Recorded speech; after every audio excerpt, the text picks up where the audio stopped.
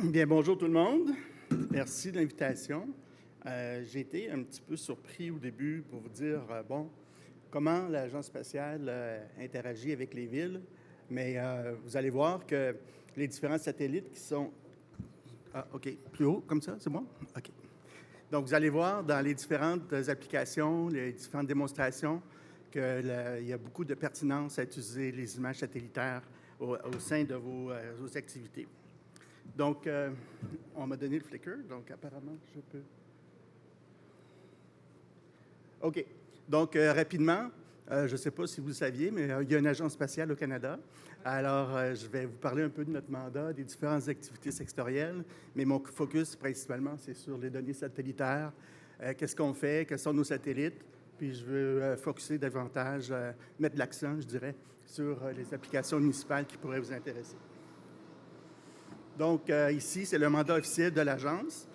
Si vous regardez la dernière phrase, vraiment, on parle, la dernière ligne, c'est regarder en tant que la technologie spatiale sur les plans tant socio-économiques. Donc, je pense que ça doit vous toucher, vous interpeller, dans le sens que la technologie est là. Je vais trop vite.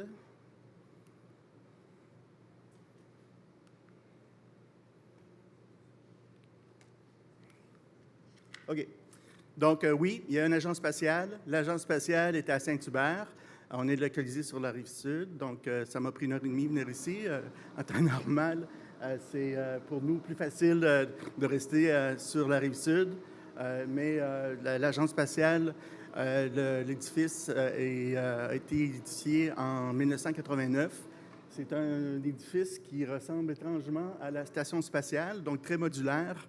On est environ 600 employés. La section des satellites sur laquelle je travaille, on est environ une centaine de personnes. Donc, c'est plus difficile que je pensais, là, mais... OK. Donc, ici, on voit les différentes activités. Je ne sais pas si vous reconnaissez quelques activités. À gauche, on parle du bras canadien. On est rendu à la 3e génération. La première génération était sur les navettes spatiales. Le bras canadien numéro 2 est sur la station spatiale et on l'utilise pour rapatrier, rattacher les différents modules qu'on reçoit de la Terre. Et on a le bras aussi qui s'appelle Dexter, qui permet de manipuler et de mettre des satellites sur le système. On a, si vous en haut, Artemis, la fameuse fusée qui devrait être lancée la semaine prochaine. La NASA travaille là-dessus. C'est l'agence principale, mais le Canada est intéressé aussi pour un déploiement sur la Lune. Donc, on a le module le bras canadien numéro 3 qui serait sur la station lunaire. Donc, c'est une des activités spécifiques sur lesquelles on travaille en conjointement avec nos partenaires. On a aussi le nouveau satellite télescope qui s'appelle le James Webb. Oh, excusez. My God. C'est pas moi. Oui, c'est ça. Donc, James Webb, qui est le nouveau télescope qui remplace le Hubble. Donc, on a profité de cette occasion avec la NASA pour fournir le système de localisation. On n'utilise pas des GPS dans l'espace, mais plutôt des cartes stellaires. Donc, avec les différentes localisations des étoiles, le satellite est capable de s'orienter facilement. On a aussi des CubeSats. C'est la nouvelle technologie. C'est tout simplement des petits satellites qui sont environ aussi gros qu'un cube Rubik. On est encore à l'aspect expérimental. On travaille beaucoup avec les universitaires canadiens pour développer la technologie, pour démontrer l'utilisation. Donc, très peu de coûts pour le lancement, pour la fabrication. Donc, c'est un élément intéressant à travailler. Ici, en bas à droite, c'est le carré de sable officiel de nos ingénieurs à l'Agence spatiale qui représente en gros la surface de Mars. Donc, il y a une section rover qui travaille conjointement encore avec la NASA pour développer la technologie pour aller soit sur Mars ou sur la Lune. J'ai oublié un élément important. Donc, il y a les astronautes aussi. Je ne sais pas si vous connaissez un ou deux ou trois de nos astronautes canadiens. Question? David Saint-Jacques. Donc, on a une épinglette de l'Agence spatiale pour ceux qui répondent aux questions. Est-ce qu'il y a d'autres personnes qui connaissent des astronautes de l'Agence spatiale? Non? Donc, oui, Julie Payette. Donc, oui, si vous regardez les différents écussons sur des astronautes, chaque écusson représente une sortie spatiale. Donc, Marc Garneau, notre premier astronaute canadien, est allé 3 fois dans l'espace. Julie Payette est allée 2 fois, David aussi. La même chose pour d'autres, là. Donc, Chris Hadfield, qui était notre chanteur officiel, est allé 3 fois aussi. On m'a demandé si j'étais intéressé, mais ça coûte environ 10 000 $ par kilo pour lancer un objet sur la Terre. Fait qu'on m'a dit de laisser passer, malheureusement. Désolé, j'ai de la difficulté. Bon, OK. Le focus, vraiment, ou l'accent de ma présentation, c'est vraiment sur les satellites. C'est le satellite Alouette qui a été construit en 1962. On voit que la qualité de l'air et puis de l'espace avec des cravates, c'est plus vraiment l'environnement avec lequel on travaille présentement. On est plus en douche-bag avec des sarraux dans des environnements sans poussière. Donc, 60 ans plus tard, on a développé la technologie des satellites radars. Ah, désolé, là, mais... Est-ce que vous pouvez passer à travers? Ça serait plus simple. OK. Donc, je vais laisser le flicker. Donc, oui, on a développé la technologie radar. On est le première agence spatiale vraiment au monde qui a développé cette technologie. RadarSat-1 a été développé en 1995. C'est un satellite qui devait être en orbite seulement pendant 5 ans, mais on a été capable de l'utiliser pendant plus de 17 ans. RadarSat-2 l'a remplacé. Ah, c'est mieux comme ça. OK, désolé. Donc, oui, le RadarSat-2, qui est toujours en opération, est un peu le clone de RadarSat-1. C'est un satellite qui permet de faire une acquisition. Donc, on a des répétitivités. C'est important, avec les images satellites, d'être capable de revenir toujours au même endroit pour faire des suivis environnementaux. Avec les changements climatiques qu'on a aujourd'hui, ça prend des satellites qui sont à haute résolution, qui nous permettent d'avoir des répétitifs pour faire un suivi à long terme. Donc, je vais vous montrer des exemples d'inondations, par exemple. On peut avoir des images en archive avant un événement de catastrophe, avoir des images acquises pendant une activité, comme les inondations, puis ensuite faire un suivi pour savoir au juste quels sont les éléments qui ont été endommagés. Donc, la mission sur laquelle on travaille présentement, la MCR, c'est la mission de la constellation RadarSat. Ce sont 3 petits satellites. Si vous regardez en termes de grosseur, ils sont un petit peu plus petits. Parce qu'on a 3 satellites, on est capable de revenir au même endroit à peu près à tous les 4 jours. Donc, pour les éléments en temps réel, souvent, c'est important d'être capable, pour les feux de forêt, pour les inondations encore, d'être capable d'avoir un suivi important. Donc, les différents satellites sont de différentes grosseurs, mais les 3 satellites permettent de faire un suivi. On peut acquérir des images sur le Canada tous les jours, donc au besoin. À la prochaine.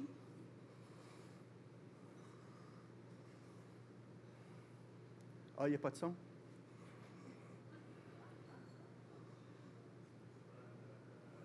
Donc, ce qu'on voit ici, je peux faire l'animateur, c'est vraiment le lancement de RCM qui a eu lieu en juillet 2019 à la station de Vandenberg avec le lanceur de SpaceX. Donc, un lancement réussi. C'était la première fois qu'on mettait 3 satellites sur le même lanceur, qui était un gros stress pour nous.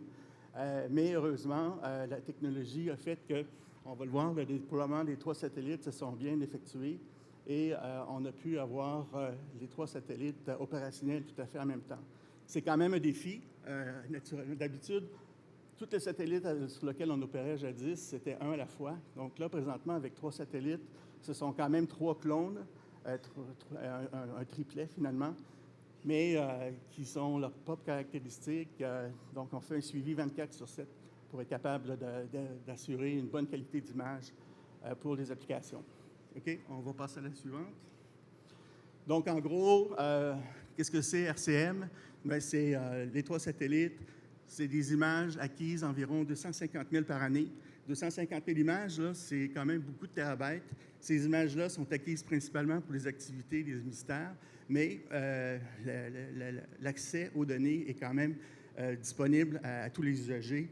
On a plusieurs usagers qui viennent du niveau provincial. On a beaucoup de collaborations internationales aussi. Beaucoup d'industries utilisent ces données-là pour faire des produits à valeur ajoutée qu'ils redistribuent à leurs clients. La prochaine. Donc, ici, je vous montre un peu les différentes résolutions, la capacité d'imagerie de notre constellation RadarSat. Si vous regardez comme il faut, complètement à gauche, des applications qui demandent une large fossée, par exemple, avec une résolution de 100 mètres. Ce n'est pas vraiment une résolution intéressante pour les municipalités. Mais par contre, pour le Centre des glaces d'Environnement Canada, qui veut faire un suivi de la navigation, c'est une application super importante. Au milieu, les résolutions moyennes à 30 mètres ou à 16 mètres, c'est plus pour faire un suivi du terrain, des différents types de surfaces. Agriculture Canada, par exemple, utilise beaucoup ces données-là pour faire une classification des différents types d'agriculture. Donc, dans les prairies, lorsqu'on a des champs qui sont plusieurs kilomètres de large, une résolution de 30 mètres ou 16 mètres est capable de bien discriminer au sol. Pour les activités municipales, bien, les résolutions de 5 mètres sont quand même intéressantes. On peut aller jusqu'à 3 mètres. Puis on a aussi un mode qu'on appelle Spotlight qui a des résolutions de 1 mètre par 3 mètres. Donc, plus la résolution est fine, plus le fauché ou l'endroit affiché est petit. Donc, ça prend plusieurs images pour couvrir une grande surface à petite résolution. Donc, si on va à la prochaine, c'est la diapo qui fait peur, mais si on regarde en jaune, c'est vraiment les différents types de résolution. On va de 100 mètres jusqu'à 1 mètre et le territoire qu'on peut acquérir avec ces images-là. Donc, la proportion, finalement, entre la zone acquise avec la résolution dépend vraiment de l'application de chacun des ministères.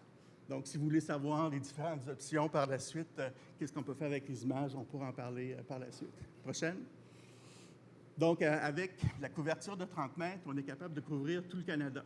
30 mètres, c'est quand même une résolution intéressante pour les activités ou les applications régionales, mais pour la municipalité, c'est peut-être une résolution qui est encore trop grossière. Mais par contre, l'avantage de cette couverture, c'est qu'on fait une acquisition à partir du mois d'avril jusqu'en décembre, mais à toutes les 2 semaines. Donc, on a une répétitivité intéressante. Pour les activités comme l'agriculture, pour le suivi des récoltes, c'est un élément super important. Donc, cette couverture-là permet à plusieurs applications d'être dérivées à partir de ces images. Suivante. Donc, ici, j'ai identifié les différents ministères qui utilisent la technologie.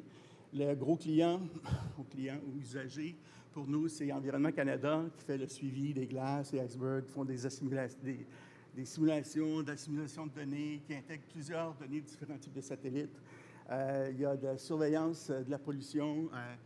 Si vous regardez un peu là, les déversements de pétrole avec les grands cargos, des fois, ils veulent nettoyer leur cale. Bien, ils vont laisser une trace de film de pétrole et qui est capable d'être identifiée à partir des imageries satellites. Donc, chaque ministère a son application principale. L'inventaire de culture, naturellement, c'est Agriculture Canada. On a le service qui est intéressant ici pour les urgences, service de géométrique en cas d'urgence. C'est Ressources naturelles Canada qui prend les images et qui sont capables de cartographier les différents types d'inondations, qui traite les images à l'intérieur de 4 heures une fois qu'elle a été acquise et qui transmet cette information-là aux urgences. Donc, on peut facilement avoir l'information au sol lorsqu'il y a une catastrophe. La prochaine. Donc, on parle d'imagerie satellite, on parle de différentes résolutions. Donc, à gauche, on voit une image de Paris, Montréal, merci. Donc, c'est une résolution de 16 mètres. C'est un composé couleur, je dirais, multitemporel. Donc, on a pris 3 images qui ont été acquises à différentes dates, donc de mai à septembre, pour voir un peu les différences entre ces dates-là.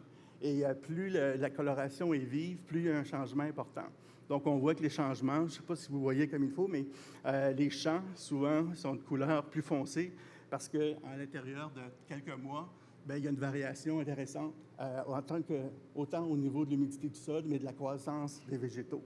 Pour ce qui est du monde urbain, souvent, sur un mois, il n'y a pas beaucoup de différence. Donc, c'est pour ça que c'est des teintes de gris qui ne demandent pas beaucoup de changements.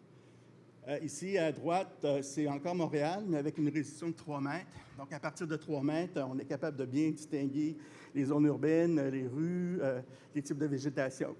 Donc, on peut facilement intégrer ça dans nos systèmes. Tout le monde connaît Google Maps, mais Google Maps, c'est une image qui est rafraîchie peut-être aux 2 ans, tandis qu'avec ces images-là, on peut avoir des revisites qui peuvent vraiment arriver aux 4 jours. C'est certain que pour avoir des acquisitions dans un temps rapproché, ça prend un intérêt particulier parce que le satellite, comme il y a plusieurs modes d'acquisition, on doit faire des choix. Donc, selon les besoins, selon les applications, selon le site où nous sommes, bien, qui va demander les images? Est-ce que c'est une image de 3 mètres qui est intéressante pour les municipalités? Mais on va faire une acquisition spécifique pour vous. Tandis que si c'est pour Environnement Canada, pour le Centre des glaces, pour le suivi du chenal maritime pendant l'hiver, bien, ils vont utiliser une autre résolution qui est plus large, mais pour détecter les bateaux puis les glaces à l'intérieur du chenal. Prochaine. Donc, ici, je ne sais pas si vous reconnaissez. Est-ce que vous pouvez voir qu'est-ce que c'est? Ça ressemble à quoi? Pardon? Non, c'est le pont Champlain. Le pont Champlain, le nouveau pont qui est complètement en haut. Peut-être avec le laser. Ici, c'est le pont Champlain, le nouveau, tandis qu'ici, c'est l'ancien qui est en train de se faire détruire. L'acquisition de cette image-là date d'à peu près 1 mois. Donc, on peut voir le cheminement de la destruction, puis ici, c'est l'estacade. Donc, ces images-là, pourquoi qu'on utilise ça? Donc, c'est Transport Canada qui fait des études présentement. À la prochaine. Donc, si vous voyez comme il faut ici, c'est le pont Jacques-Cartier, puis les points de couleur, c'est des points de stress. Donc, le vent, le poids du trafic, la glace, la contraction génèrent des stress sur la structure. Donc, plus le stress est important, plus la couleur est en rouge. Donc, les zones en rouge sont des zones de stress qui permettent à Transport Canada d'identifier des zones à surveiller. Donc, par exemple, je ne suis pas pour l'interprétation, on pourrait dire qu'au centre, où est-ce que c'est plus rouge, c'est peut-être le poids du trafic qui met une pression sur le parquet, tandis que si jamais sur les différentes poutres, il y aurait un point qui apparaîtrait, ça pourrait donner un signal au ministère pour aller faire des vérifications s'il y a une faiblesse dans la structure. Prochaine. On peut faire la même chose avec les barrages. Donc, on peut faire un suivi régulier des différents barrages. Là, ici, en rouge, on voit des zones de stress, mais ce n'est pas des zones de stress qui sont catastrophiques, mais c'est peut-être aussi géré par le niveau d'eau qui change dans le bassin. Donc, on voit sur les contours, les pourtours, qu'il y a un changement de hauteur. Donc, c'est peut-être plus relié au changement de niveau d'eau que d'un problème de structure. Prochaine. Donc, ici, c'est encore intéressant. On est à Londres, puis on voit aussi, voyez-vous, une espèce de parcours en rouge. D'après vous, ça pourrait représenter quoi? C'est intéressant parce que si on clique encore une fois, c'est le trajet du tube ou du métro de Londres. Donc, où il y a eu la construction, il y a eu un certain affaissement, puis on parle d'environ 2 mm d'affaissement par année. Puisqu'on a été capable de faire un suivi à presque tous les 4 jours, on est capable d'intégrer, de superposer l'information de quelques mètres dans la résolution, mais d'identifier des zones qui sont très localisées en termes de millimètres pour être capable de définir des zones d'affaissement, justement, sur les images. Donc, si on peut le faire à Londres, on peut facilement le faire ici à Montréal. C'est de prendre le temps de prendre ces images et les superposer l'une sur l'autre, puis de voir où il y a des zones d'affaissement. Suivante. Ici, c'est la même chose. C'est la déformation, mais dans une zone qui est plus à risque. Donc, le Mexique a des problèmes d'assèchement. On peut aussi pomper l'eau de la nappe phréatique. Plus on pompe l'eau, plus il peut y avoir un affaissement de la surface. Donc, l'imagerie satellitaire permet vraiment d'être capable de faire des comparaisons. Ici, on parle d'une comparaison entre 2004 et 2006, donc à l'intérieur de 2 ans, on a vu certains affaissements. Les zones en vert sont des zones qui sont stables, tandis que les zones rouges sont des zones à risque avec un déplacement ou une déformation importante. Ici, c'est une animation. Donc, le forté des applications avec nos imageries RadarSat, c'est l'identification de l'eau et le contraste entre l'eau et la terre. Donc, pendant les inondations, ça ici, ça s'est passé en 2011. On a demandé de façon urgente à faire des acquisitions sur le site, donc à toutes les 4, 5 ou 6 jours, et puis faire une cartographie. Donc, les différents ministères, dont Ressources naturelles Canada, ont été capables de fournir ces cartes pour distribuer au sol pour évaluer les dommages. Prochaine. Donc, ça, c'est le dernier exemple que je voulais vous présenter. L'Agence spatiale est en train de travailler directement avec l'administration portuaire de Montréal pour essayer de démontrer la capacité d'utilisation des imageries satellitaires pour identifier les données d'écosystèmes. Donc, on sait que le contre-cœur va être l'extension du port. La prochaine. Donc, le projet consiste à être capable de faire un suivi aquatique et terrestre avec les différentes images.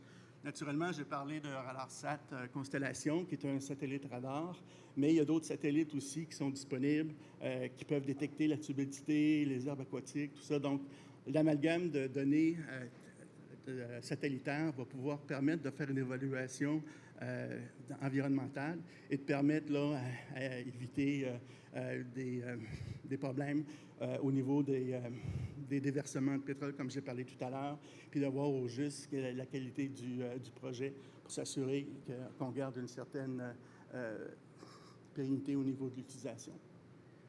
Prochaine. Là, malheureusement, il n'y a pas de son, mais ça ici, ça résume un petit peu ce que je vous ai présenté. Les 3 satellites qui se chevauchent un sur l'autre, qui, de l'est en ouest, sont capables de faire des acquisitions sur le Canada selon les problématiques. On a vu l'érosion, on a vu les déversements de pétrole.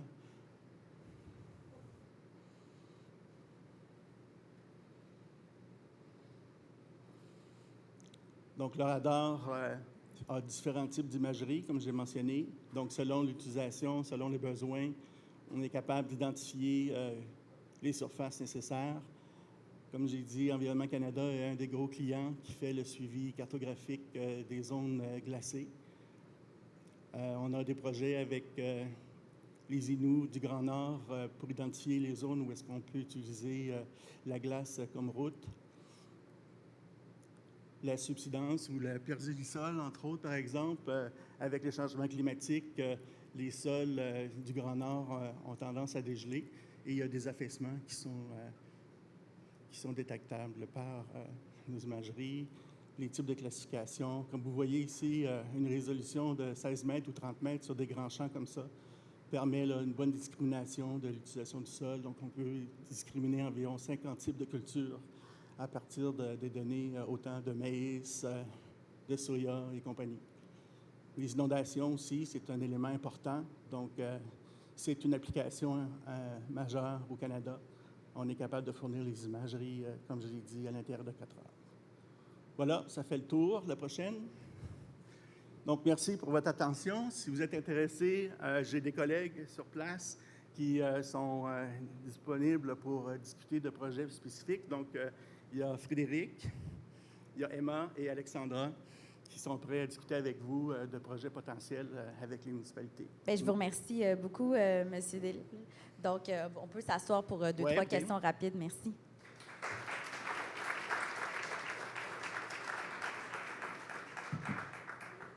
Je ne connaissais pas toutes ces utilisations. Je me demandais, est-ce qu'il y a de plus en plus de municipalités, là, vous avez parlé de la métropole, bien sûr, mais qui utilisent les données satellites ou ça demeure marginal pour l'instant? Bien, comme j'ai mentionné, on travaille beaucoup conjointement avec les différents ministères et c'est les ministères qui vont générer des cartes ou des produits qui vont fournir l'information à différents clients. Donc, on parle au niveau provincial, on parle aussi au niveau municipal, mais via les ministères. L'Agence spatiale canadienne gère les satellites. On fournit des images, mais ce n'est pas nous vraiment qui fournissons les produits directement aux municipalités. C'est via soit des des contracteurs qui vont avoir l'expertise pour développer des produits. On a quelques compagnies ici à Montréal ou au Québec qui génèrent des produits qui fournissent directement aux municipalités. OK. Puis, est-ce que, selon vous, comment on pourrait mieux valoriser les données spatiales? Parce qu'on ne sait pas, le commun des mortels ou même les élus, je pense, les décideurs, je ne pense pas qu'ils soient au courant de toutes les possibilités des images satellites, des analyses des images satellites. Oui, c'est une bonne question parce que, comme j'ai mentionné, on travaille beaucoup avec les différents ministères parce que la constellation a été construite pour répondre à leurs besoins, pour répondre aux Canadiens, mais pour que le Canadien, je dirais moyen, qui veut accéder aux images, ça prend de la technologie, ça prend des logiciels, tout ça. Donc, c'est souvent via une compagnie ou un ministère. Donc, l'Agence spatiale, avec les projets comme Contrecœur, par exemple, on essaie de développer des synergies à différents niveaux. Donc, prochaine étape, vraiment, c'est d'essayer d'approcher les différentes municipalités, puis voir au juste, puis démontrer, comme aujourd'hui, les différentes capacités, puis qu'est-ce qu'on peut faire avec la technologie.